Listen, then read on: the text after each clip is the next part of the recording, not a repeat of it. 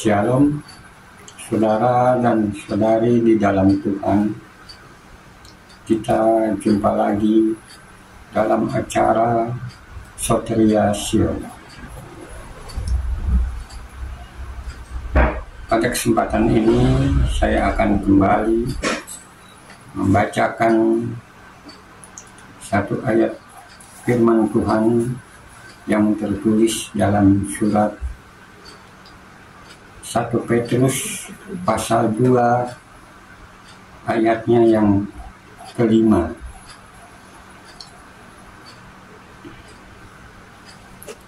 Satu Petrus pasal 2 ayatnya yang kelima.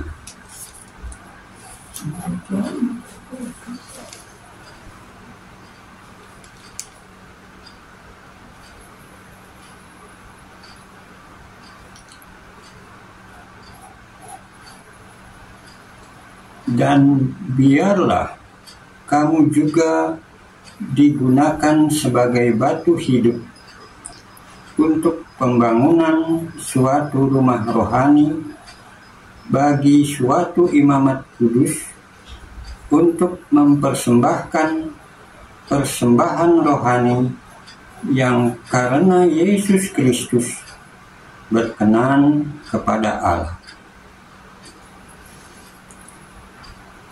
Saudara dan saudari,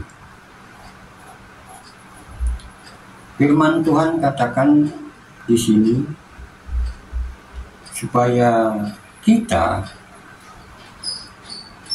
pengikut Kristus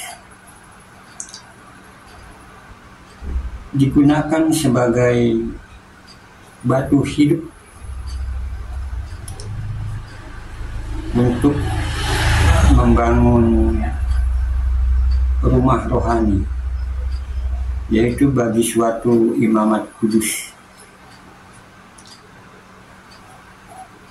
sebagai persembahan rohani kepada Allah yang karena Yesus Kristus berkenan kepada Allah. Saudara dan saudari,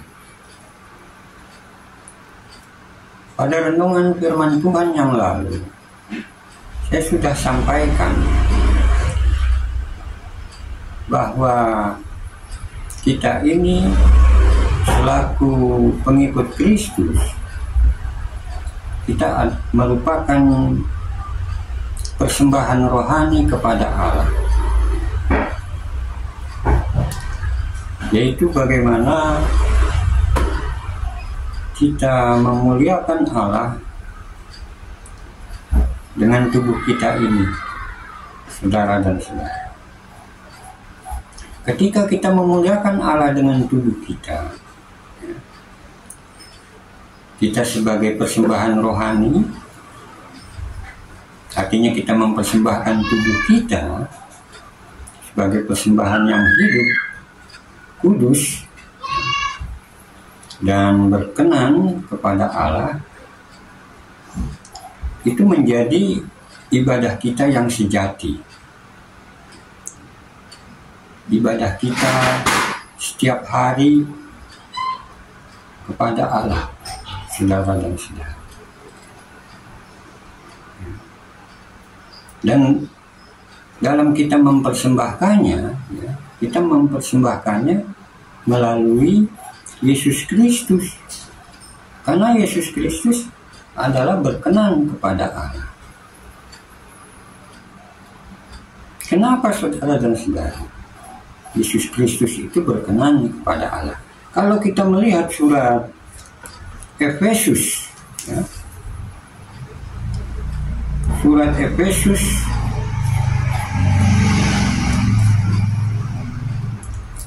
pasalnya yang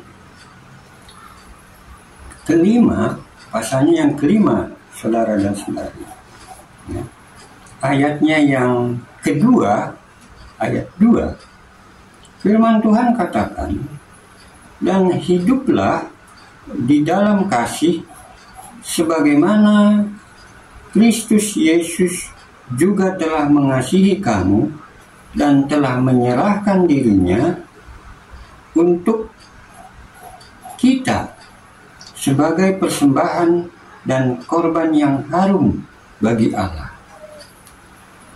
Ini karena Yesus Kristus, ya, di dalam kehidupannya dulu, ya, dia telah menjadi satu persembahan dan korban yang harum bagi Allah.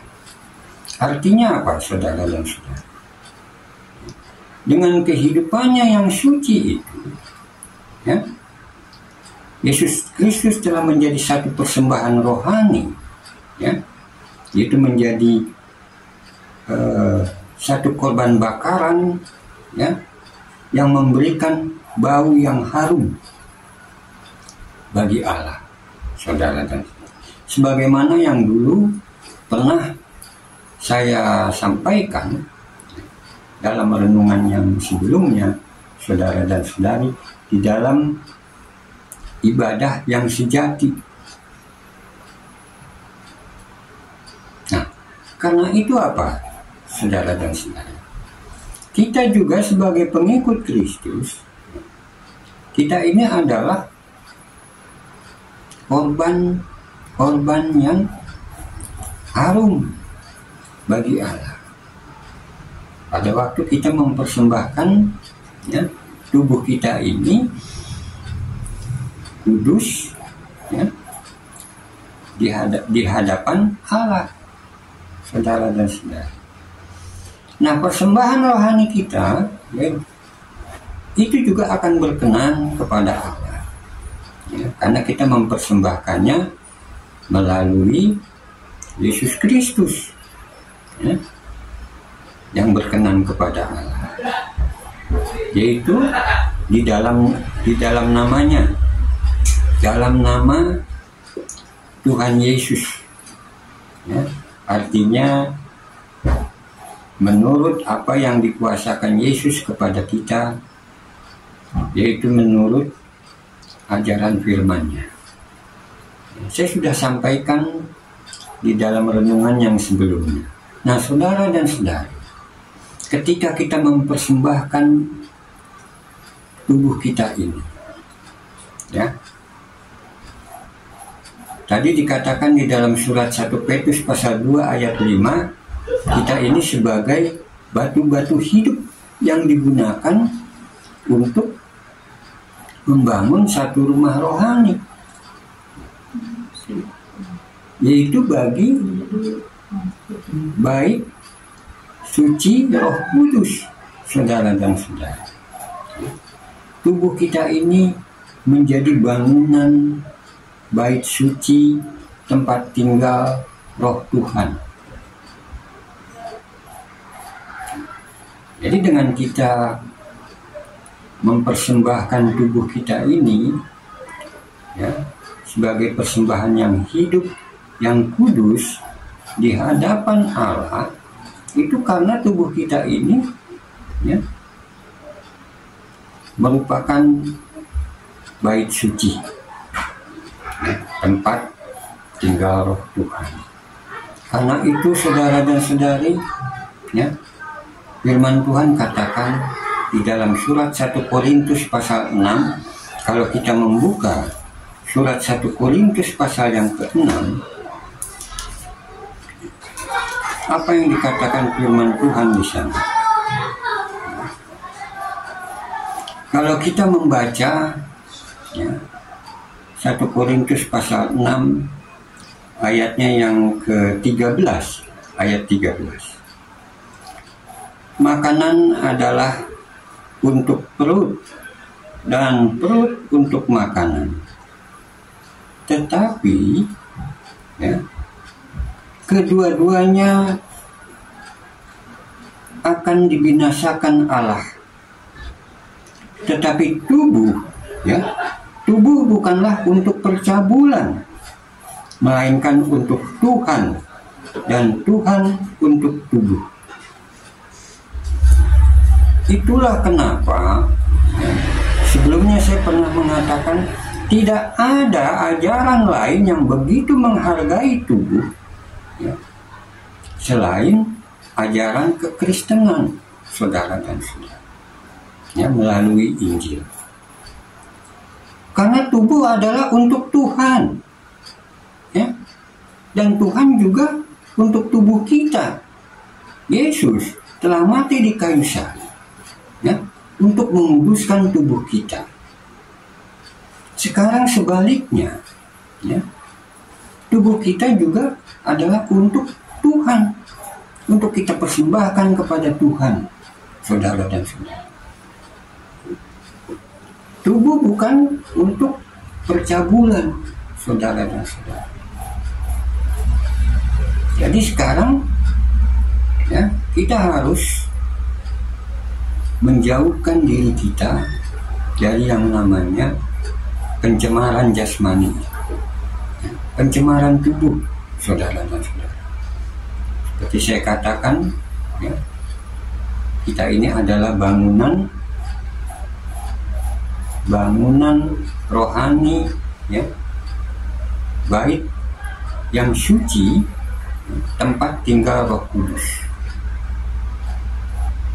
Karena itu kita harus menjauhkan tubuh kita ini dari segala pencemaran jasmani, saudara dan saudara. Apa saja yang bisa mencemarkan, ya, atau menajiskan tubuh kita ini, ya, itu harus kita jauhkan, ya, supaya kita ini menjadi persembahan yang berkenan kepada Tuhan. Nah, saudara-saudara, kalau kita lanjutkan, ya, apa yang firman Tuhan katakan di dalam surat 1 Korintus pasal 6 ini, ya.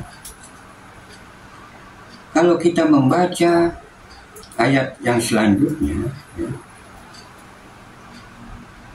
ayat yang ke-15, ya, ayat yang ke-15.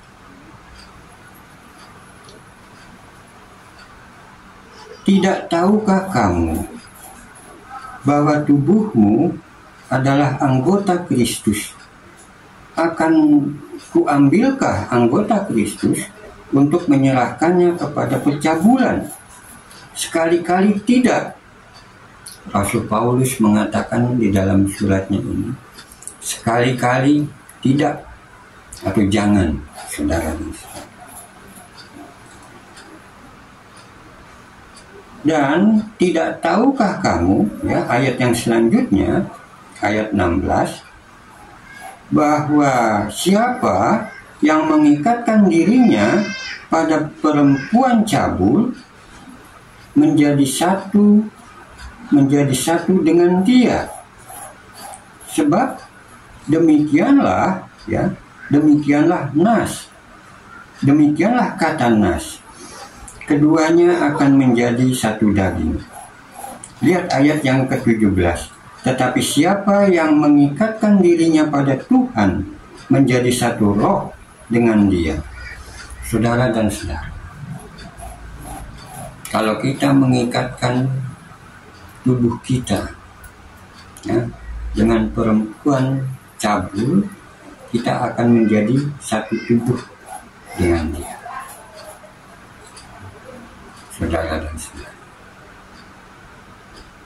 Tapi kalau kita mengikatkan diri kita, ya, dengan Tuhan, kita akan menjadi satu roh dengan dia. Artinya apa? Kita akan menjadi satu kehidupan dengan Tuhan, ya.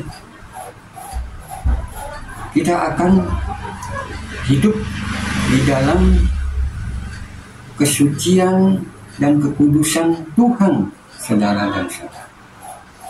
Yesus dulu, ya, dia juga telah mempersembahkan, ya, tubuhnya itu supaya tetap kudus di hadapan Tuhan, sehingga dia layak, ya, dia layak menjadi korban, ya, korban karena dosa, ya, menjadi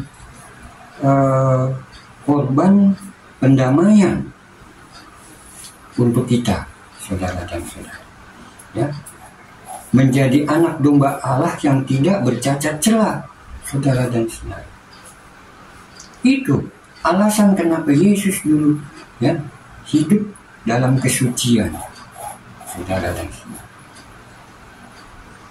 Nah, tadi saya katakan ya, kita harus menjauhkan tubuh kita ini dari semua pencemaran jasmani. Itu yang dikatakan firman Tuhan.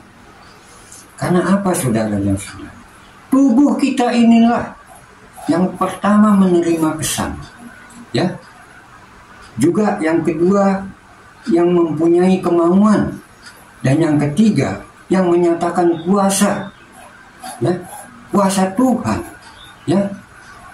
Itu nyata dalam kehidupan kita itu, ya, itu ditunjukkan melalui tubuh kita, saudara. Apakah Kristus tinggal di dalam diri kita? Dia hidup di dalam kita. Ya, itu dinyatakan, ditunjukkan melalui tubuh kita. Bagaimana kesan kita pada waktu kita mendengar ajaran firman Tuhan?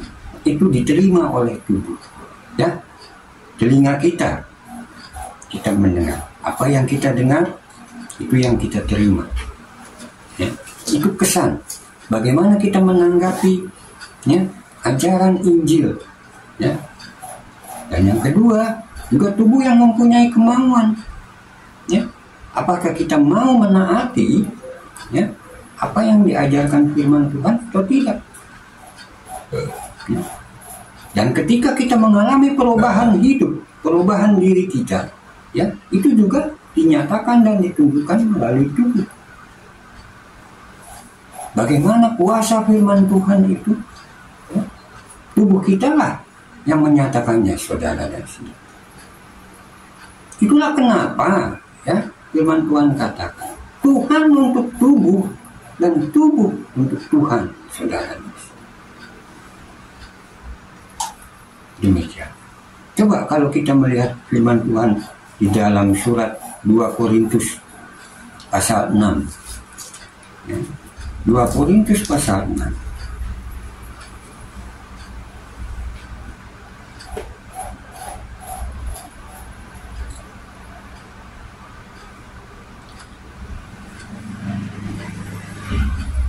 Kita membacanya dari ayat yang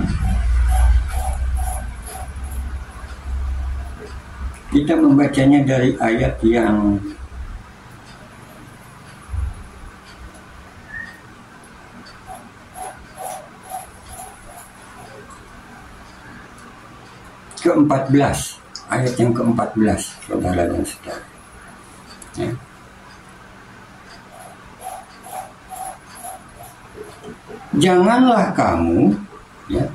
Janganlah kamu merupakan pasangan yang tidak seimbang.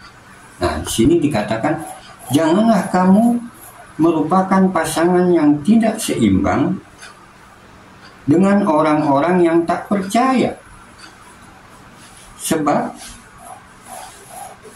persamaan apakah ya terdapat antara kebenaran dan kedurhakaan, dan bagaimanakah terang dapat bersatu dengan gelap? Persamaan apakah yang terdapat antara Kristus dan Belial? Belial artinya iblis, ya, nama lain untuk iblis. Apakah bagian bersama orang-orang percaya dengan orang-orang tak percaya? Lihat ayat yang ke-16. Apakah hubungan bait Allah dengan berhala? Karena kita adalah bait dari Allah yang hidup menurut firman Allah ini.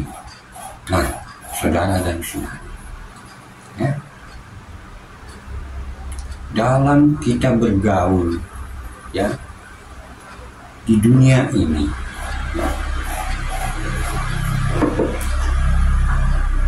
jangan kita merupakan pasangan yang tidak seimbang, saudara dan saudara. Ya. Bahkan ya,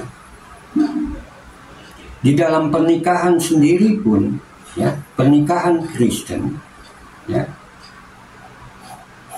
kita juga sebenarnya kalau menurut ayat firman Tuhan ini, kita tidak boleh menjadi pasangan yang tidak seimbang dengan orang yang tidak percaya. Ya. Kita harus sebisa mungkin kita harus mencari pasangan yang seimbang, saudara dan saudara. Nah, karena itu di dalam surat Roma pasal 12 ayat yang kedua dikatakan, janganlah kamu menjadi serupa dengan dunia ini, saudara dan saudara.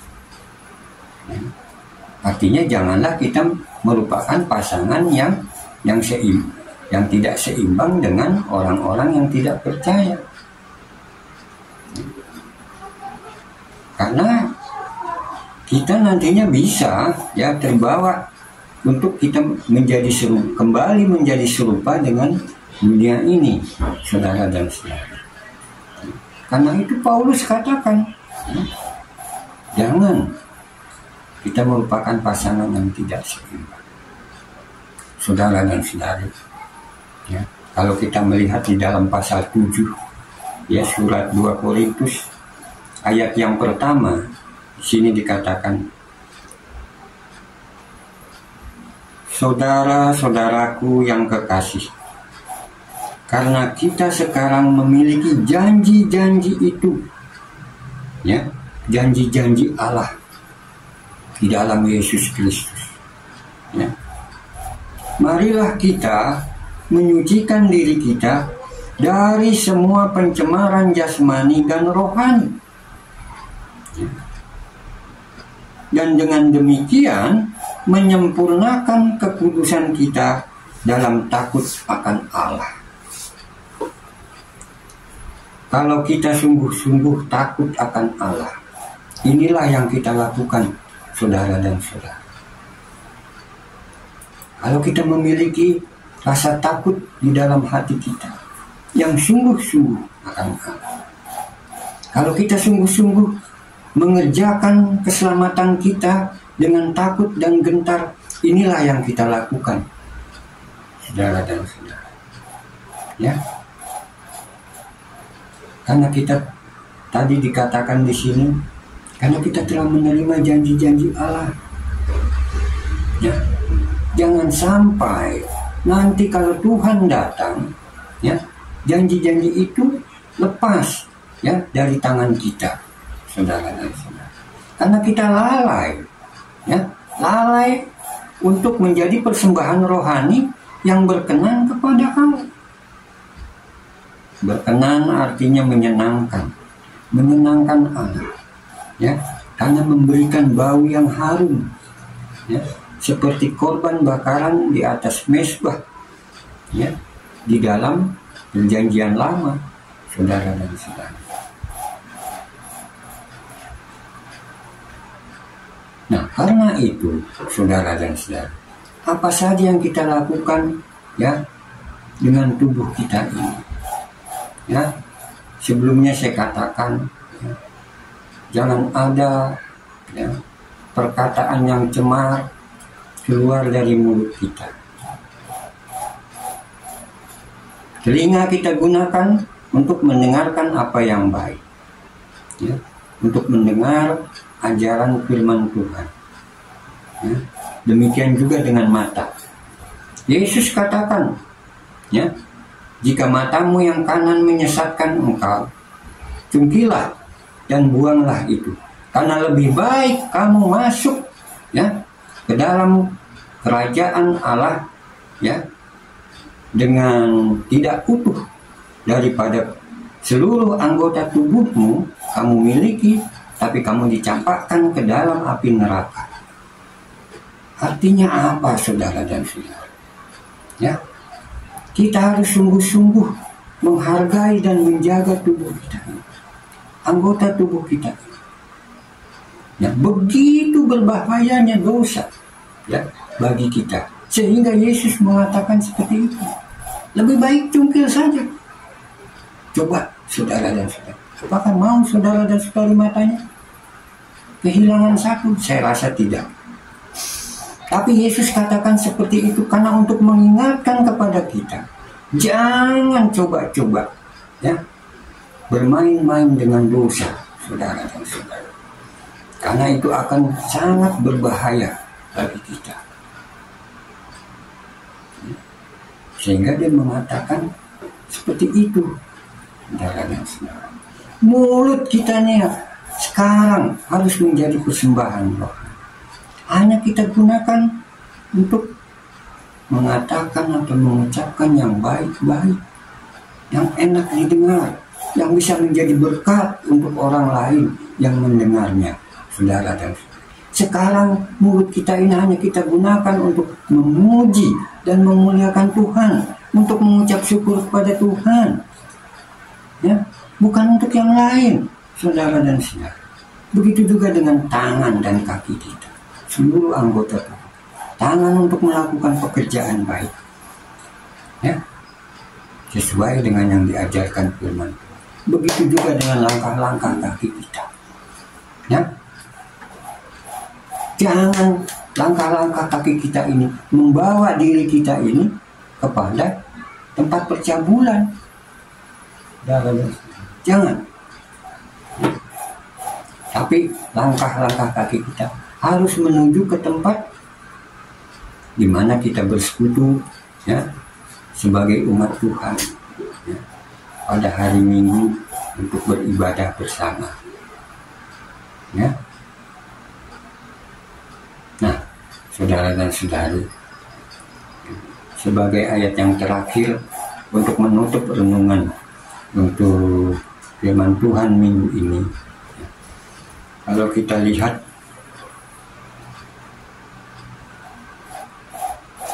di dalam surat 2 Petrus, surat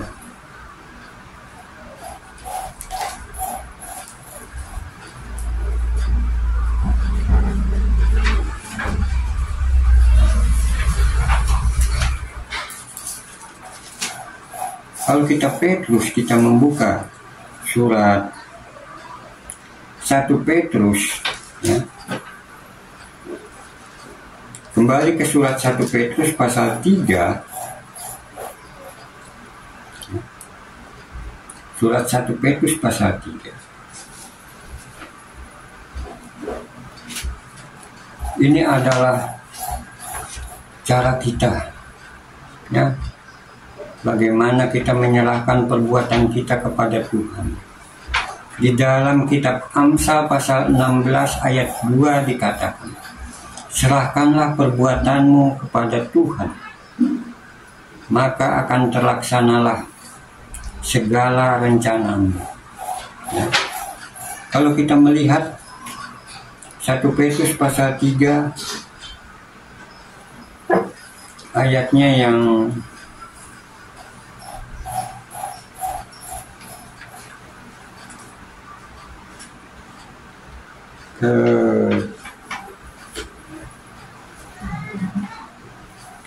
ayat yang ke-11, ya, ayatnya yang ke-11, ayat yang ke-10, ya, ayatnya yang ke-10. Siapa yang mau mencintai hidup dan mau melihat hari-hari baik, ia harus menjaga lidahnya terhadap yang jahat dan bibirnya terhadap ucapan-ucapan yang menipu. Ia harus menjauhi yang jahat dan melakukan yang baik. Ia harus mencari perdamaian dan berusaha mendapatkannya. Kalau kita melihat ayat yang ke-9, ya, dan janganlah membalas kejahatan dengan kejahatan dan caci maki dengan caci maki, tetapi sebaliknya hendaklah kamu memberkati, ya, hendaklah kamu memberkati, karena untuk itulah kamu dipanggil, yaitu untuk memperoleh berkat. Saudara dan saudari, kita dipanggil untuk memperoleh berkat, ya, berkat Allah di dalam Yesus Kristus, yaitu segala berkat rohani, ya. Dan karena itu, ya, kita juga harus menjadi berkat bagi orang lain. Apa yang kita lakukan menurut ajaran firman Tuhan ini, inilah yang akan menjadi berkat bagi orang lain ketika mereka melihat diri kita itu, ya. Artinya kita menjadi kuasa rohani, ya. Kuasa rohani, yaitu menjadi terang bagi orang-orang di sekitar kita. Terima kasih saudara dan saudari, kiranya firman Tuhan minggu ini sungguh-sungguh menjadi berkat untuk kita semua yang mendengar. Amin.